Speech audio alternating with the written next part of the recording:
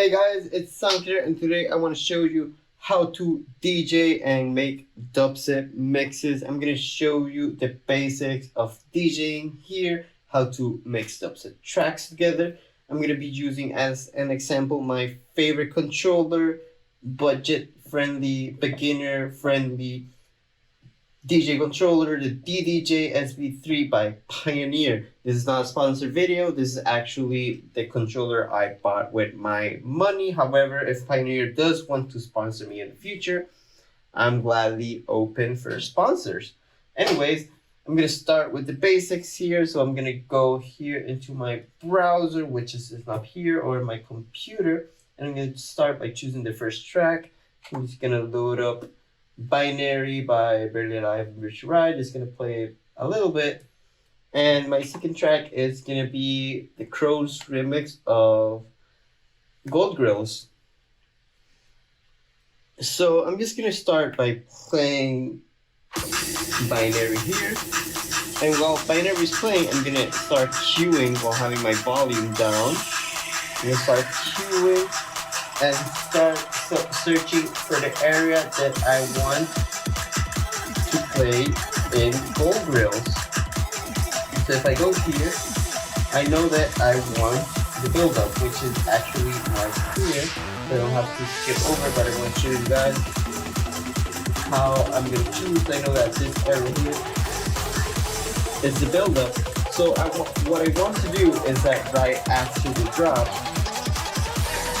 right after the drop in Binary, I want to have this other build-up happening, just continue with the track, and then go into the drop of Grillz. So while the drop is playing, and I'm actually talking over the drop because I don't want my video to be playing because that would be very sad, I actually have selected here the build-up. So what I'm going to do is I'm going to raise the volume, so when it's time for me to play the second track, I already pressed play, and then I lower the volume on this one.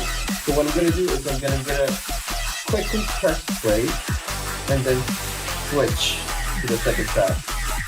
So I'm just listening here, I'm just waiting. The end of the track is almost here. So 1, 2, 3, and I just made a switch into my next track. So it's a bit of a rough switch because I didn't do any transitions, I didn't do nothing. But you just gotta practice and do that. So what I want to do now is I want to go into my third track, which I want it to be Rebel Bass.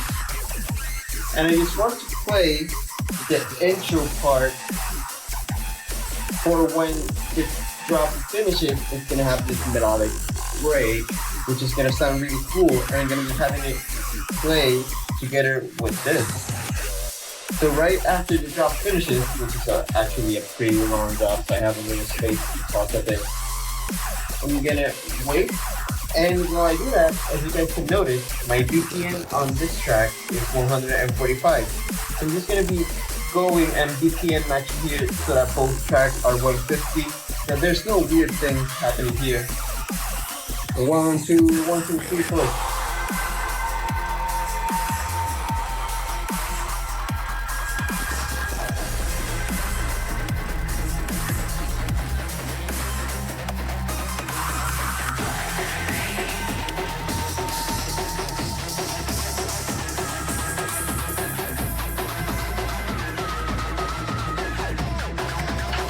And now I quickly want, before the drop happens, I want to choose this track because I want the drop of this track instead of Rebel Bass. So now I have here my drop selected. And again, it's just going to be, I'm going to lower the volume real quick. And I'm going to change into the next track real awesomely. So the build-up is happening, yeah, build-up. Stop. Yeah.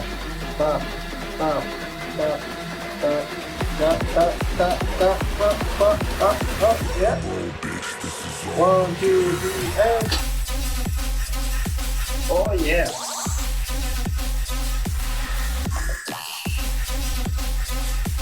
and we changed into a completely different track. And what I did is that I just chose a track that has sort of a similar vibe so that the transition doesn't sound too aggressive or too different. So this is what a lot of DJs do, and this is actually a very easy way of choosing tracks for sets and making cool DJ sets that people will remember. So what I'm gonna do is that the track is gonna finish,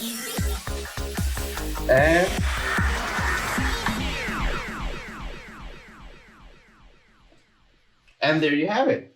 I just mixed 4 tracks together. It was a very rough and very simple transitions because I want to start simple. I just want to show you guys the basics of what DJs do and how DJs work. As you can see, there's a lot of other functions that I didn't explain. Like I have here an EQ, I have here some effects that I actually use and turn on. So the effects I was using was the delay, just to give it a bit of more variety. There's a lot of things you can do. There's a lot of settings, you can loop. You can just explore your controller and find so many options. But what I wanted to show you was the basic beat matching using the tempo, which is very simple, and just playing songs together. So hopefully you guys learned something with this. Hopefully you guys enjoyed this video, and hopefully you guys actually found this video useful, because as always, the most important thing in this channel is for you guys to learn. And yeah, this was it. SoundKiller out. Much